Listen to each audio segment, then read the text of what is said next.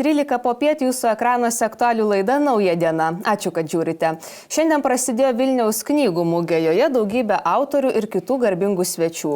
Kviestas ir prezidentas Gitanas Nausėda, tačiau sveikinimo žodis jam nesuteiktas. Mugės organizatoriai sako, kad valdžios atstovams laikas prisimti atsakomybę ir pradėti veikti, o ne tik rinkti populiarumo taškus. Apie tai ir ne tik kalbame studijoje su Aišiu Zabarausku, komunikacijos specialistu, įmonės Debrief vadovu. Sveiki.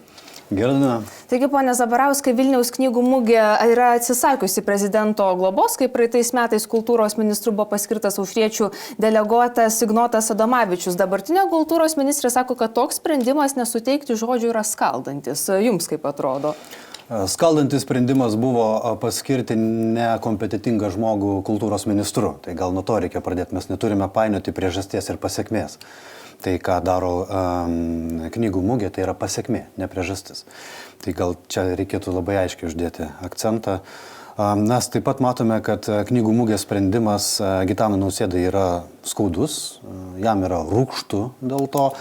Aš darau tokią, subjektyvę prielaidą iš pastebėjimo, koks yra knygų mugės šių metų šūkis ir kokia yra prezidento citata apie knygų mugės epizodą.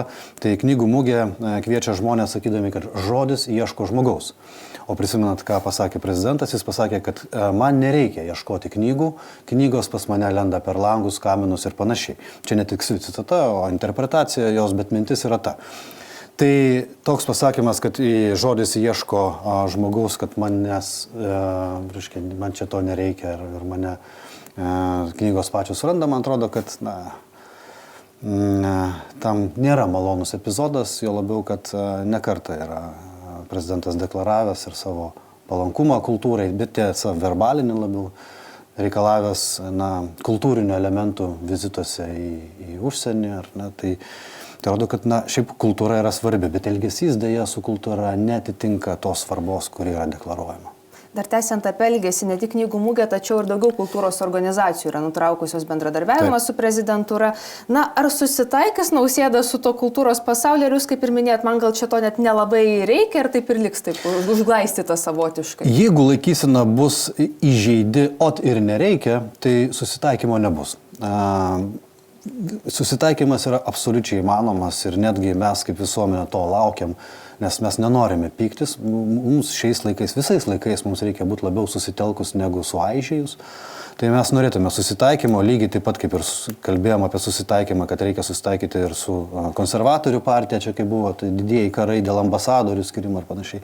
Tai lygiai taip pat reikia susitaikyti ir su kultūros bendruomenė. Tik tais tiek, kad susitaikymas prasideda nuo atsiprašau. Ne nuo aš jūs girdžiu arba ir nereikia, bet nuo atsiprašau. Nuo manęs viskas prasidėjo. Tai tada aš manau, kad kultūros žmonės tikrai į ištiestą ranką jie sureaguos, bet į pasakymus, kad jūs čia skaldote, tikrai niekas nereaguos. Šiandien knygų mugėje turėtų būti pristatyta ir MG Baltic byloje nuteisto Eligijaus Masiulio knyga, kurioje minimas telefoninis pokalbis su Nausėda. Reikia pabrėžti, kad tuomet jis dar bankė dirbo ir Masiulis sako, kad buvo pereita prie žmogiško reikalo padiktuotos temos. Prezidentūra sako, kad komentuoti nėra ką. Tad ar šiuo atveju ta tyla, ar ji gera byla? Masiulis pasirinkęs knygą kaip taktinį veiksmą tikrai puikiai grįžta į mūsų žmonių ir žiniasklaidos dėmesio lauką. Aš manau, bent jau norėčiau tuo tikėti, kad knyga tai yra puikus sugrįžimo veiksmas, kad mes turėtume matyti ir daugiau tų veiksmų, kurie padėtų išpurenti dirvą. Bet normalu, kad nereaguoja tie žmonės, kurie yra paminimi Masiulio, jie į tai nereaguoja dėl to, kad tai jau yra žaidimas pagal taisyklės, kurias diktuoja kita pusė. Tu niekada nelaimėsi kovos ar politinės polemikos, jeigu tu elgsis pagal taisyklės arba reaguosi, būsi reaguojančioje pusėje. Iniciatyvą reikia diktuoti, kaip pat Žemaitaitis daro. Tada tu esi laimėtojas ar laimėtoja. Tai normalu, kad viena pusė stengiasi primesti savo žaidimo taisyklės ir tokiu būdu būti dėmesio centre ir laimėti žmonių palankumą, sentimentą į save keisti, reputaciją švarinti. Kita pusė stengiasi laikyti distanciją ir neįsitraukti į žaidimą, kuriame jinai tikrai nebūtų laimėtoja. Pamatysime, galbūt sulauksime ir naujų detalių. Tikrai įdomu, tęsiant apie prezidentą, didelis dėmesys teko jo namų tvorai, ar ne? Kadangi jos dalis pateko į tą valstybinę žemę, vakar tvora nugriauta prieš pat statybos inspekcijos patikrinimą. Vieniems juokinga, kitiems graudu, jūs kurioj stovykloje? Tai tokia nemaloni situacija, kad jau iš jos norisi net ir pasijuokti. Žinokit, esam tokioj smulkioj detaliai, kai tvora... Visi supranta, kad tvora stovėjo ten, kur neturėjo stovėti. Kad jinai buvo nugriauta vizito išvakarėse. Ir kad vėlgi yra tyla. Tai yra patetiška situacija, apgailėtina. Ir kad į ją įsivėlė žmogus, į kurį mes šiaip visi turėtume lygiuotis kaip į elgesio pavyzdį ir standartą, kas yra norma. Tai yra toks smulkus gudravimas ir tylėjimas. Dar jo labiau, kai yra aplink tokia epizodų, tokių nesėkmingų, smulkių epizodų virtinė. Vėliava prišalo, dilbis plyšo, tvora nuimta ir kitą dieną inspekcija sako, viskas čia gerai, nes tvoros nėra. Ir niekas negali pasakyti, kad taip, tvora stovėjo, jinai stovėjo blogoj vietoj ir išaiškinti mums, ar tai buvo tyčia padaryta. Taip, padariau tyčia.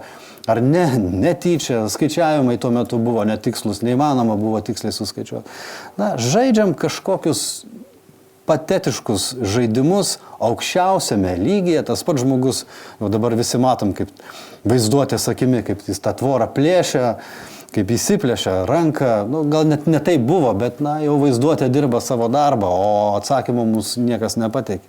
Tai žemina autoritetą, žemina reputaciją, ir nuo to kenčiame visi, nes jau čia jau nebe žmogaus problema, čia yra institucijos problema, politinės kultūros problema ir jeigu mes visi galvojam, už ką mes prisiminsime, mes visada savo valstybės vadovus prisimenam už kokį nors vieną veiksmą. Jūs pagalvokit, kas buvo prezidentas ir už ką mes juos prisimenam. Vis tiek yra viena eilutė iškyla. Tai už ką mes prisiminsime tokių epizodų kūrėją ir tokios laikysenos žmogų. Nėra gerai. Mes per tas tokias klaidas nesimato gerų darbų. Nes tie geri darbai yra kaip pagrindinis patiekalas, bet pagrindiniam patiekalui toną tai duoda padažas. O padažą tai dabar pila tokį bjaurų, tokį nevertą to lygio, kokios yra užimamos pareigos, kad, iš tikrųjų, jau yra taip graudu, kad net šypsena formuojasi.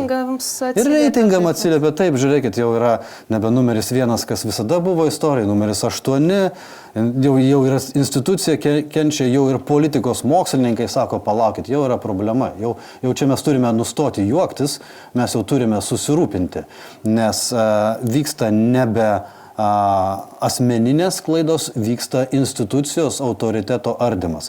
Kai institucija nebeturi autoriteto, mes pradedame nebesivadovauti tom normom, kurias jinai diktuoja. Kai žmonės nustoja vadovautis normomis, jie nustoja būti komanda, nustoja būti visuomenė. Taip, kad čia tikrai yra pavojinga ir ta šypsena yra per graudulį, bet aš tikiu, kad galbūt mes kaip visuomenė susitelksim ir jei iš politikų tikrai jau nebeateis telkiančių iniciatyvų, bet gal kaip visuomenė mes rasim jėgų savyje telktis ir išlaikyti stuburą. Kalbant apie kitas temas, portalas 15 minučių skelbia, kad ruošiantis oficialiam susitikimui su Danijos karališkąja šeima ir prieš renginį Druskininkuose, premjerės grimo paslaugas apmokėjo valstybė. Suma vieniem daug, kitiem mažai arba nei daug, nei mažai, 280 eurų, tai patvirtino ir vyriausybės spaudos tarnyba. Tad čia žinia, kaip sutikot, gaila tų pinigų, negaila. Aš kažkaip sutikau ramiai. Aš žinau, kad egzistuoja dvi stovyklos. Viena stovykla sako, mes iš valstybės turime imti kaip įmanoma mažiau ir kaip įmanoma daugiau prisidėti patys ir savo laiku, ir savo pinigais, ir savo intelektu, ir savo talentais. Kita stovykla sako, kad mes tarnaujame valstybė, dėl to valstybė turi apmokėti mums ir mūsų aprangą, ir mūsų išvaizdą, ir mūsų grožio specialistus ir panašiai, nes mesgi dirbam darbą, mes čia netuščiai atėjom. Tai dabar kiekvienas iš mūsų galime pasirinkti, kurioje stovykloje mes esame. Ar tai, kad valstybė turi apmokėti maksimaliai padengti visas išlaidas, kurias mes turime, dirbdami savo darbą, nes čiagi darbas yra, ar visgi mes pagal savo galimybės laikomės principą, kuo mažiau iš valstybės imam ir kuo daugiau jai duodam. Tai čia kiekvieno, gal sakyčiau, taip asmeninio pasirinkimo reikalas. Na ir dar viena tema, kitą savaitę turėtų susitikti koalicijos taryba, socdemai tikisi susitarti dėl Kapčiamiesčio poligono, kalbėjote apie telkiančius procesus, tad ar pavyks jiems susitelkti, susitarti šiuo klausimu, lengvas ar sunkus tas kelias? Čia ne nuo socdemų priklauso, socdemai dėl koalicijos tolimesnio likimo ir dėl poligono buvimo, jie turi, kaip ir aiškia poziciją, jiems reikia ir poligono, ir koalicijos, nori kuo mažiau turbulencijų, kad galėtų įgyvendinti savo programą, bet šitie abudu sprendimai yra Nemuno aušros rankose. Ir Nemuno aušra nuspręs, kaip būti poligonui ir kada išeiti ar likti koalicijoje, nes jie yra dinamiškesnis, greitesnis, dienotvarkę diktuojantis ir iniciatyvą savo rankose laikantis koalicijos vienetas. Tai mano matymu Nemuno aušra poligono epizodą išnaudoja savo rinkėjų mobilizavimui, palaikymui, bangų kėlimui, palankumo generavimui savo, bet jie balsuos už poligoną. Todėl, kad jiems apsimoka ir toliau likti koalicijoje. Jie supranta, kad jeigu jie balsuos prieš poligoną, tai jie baigs savo veiklą koalicijai, bet koalicija generuoja per daug verčių jiems. Būti prie valdžios, reiškia turėti prieimą prie finansinių resursų, prie organizacinių resursų, prie sprendimų priėmimo, tokių kaip didinti grinųjų pinigų apyvartas, atakuoti nepriklausomos valdybas ir panašiai. Jiems apsimoka būti koalicijai ir jie liks dėl to retoriniam lygmenį, jie rinksis taškus iš atakavimo poligono, bet politiniam, jau tam praktiniam, vadybiniam lygmenį balsai už poligoną bus. Dėl koalicijos išlikimo, tai matyt, kad tikrai iki balsavimo dėl poligono bus, o toliau jau dėliosis pagal tai, kokius jau tos grinai pragmatinius sumetimus yra nusimačiusi Nemuno aušra savo iš šitos koalicijos, kiek dar išmelžtų. Tęsiant apie valdančiųjų peripetijas, koalicija po kratų, ar ne, jau praėjo šiek tiek laiko, ar taps stabilesnio, gal tapo arba kaip tik labiau viskas braška, ar neaišku? Dabar politiniam gyvenime viskas braška taip stipriai, kad net tų tokių kratų braškėjimas jis nebetampa kažkuo išskirtiniu, ar ne? Politinės kultūros kartelė yra nuleista labai žemai. Mažiau nei prieš 10 metų Vytenis Andriukaitis pasitraukė, ar ne, iš aktyvios politikos, kai jam buvo pareikšti įtarimai. Ta prasme, kai jisai pradėjo dalyvauti teisiniam procese, jisai pasitraukė, rekomendavo netgi savo komandos nariams trauktis, jisai laikė tokią vertybinę poziciją labai stiprią, išsisprendė teisinius reikalus ir tada sugrįžo, bet to nebesilaiko net jo partija, kurioje jisai yra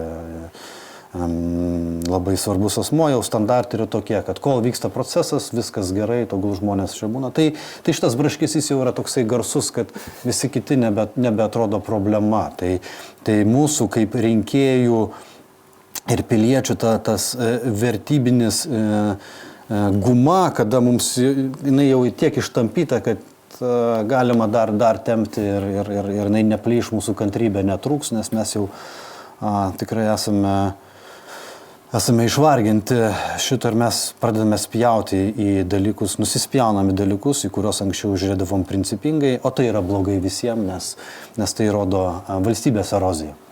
Pabaigai, pone Zabarauskai, Laisvės partijos pirmininkas Tomas Raskevičius pranešė, kad nedalyvaus pirmininko rinkimuose, o parems Vytautą Mitalą. Tad kiek naudingas toks pokytis partijai? Iš verslo praktikos mes matome, kad vadovai paprastai geri būna tam tikrose funkcijose. Vieni vadovai yra samdomi padaryti restruktūrizaciją, kiti bankrotui, treti augimo etapui, kiti brandos etapui. Tai čia yra gana panaši situacija, ar ne, kai Laisvės partijai buvo labai geri laikai, buvo viena vadovė, ar ne, kai veidų į asfaltą ir teko susidurti su tikrove, kitas vadovas atlaikė. Dabar partijai yra labai palankios sąlygos atgimti, tikrai yra dirva išpurenta, poreikis tam, ką siūlo Laisvės partija yra, paklausa tam minčių produktui. Tai normalu būtų, vadybinių požiūrių yra normalu, kad ateina naujas vadovas, perima, padėkoja tam, kuris atlaikė tą sunkų dugno etapą, perima estafetę ir ateina su nauja energija. Tai yra vadybiškai labai pragmatiška. Kągi, dėkoju už įžvalgas Aisčiui Zabarauskui, komunikacijos specialistui, įmonės Debrief vadovui. Na, o dabar eteryje trumpa pertrauka, greitai grįšime.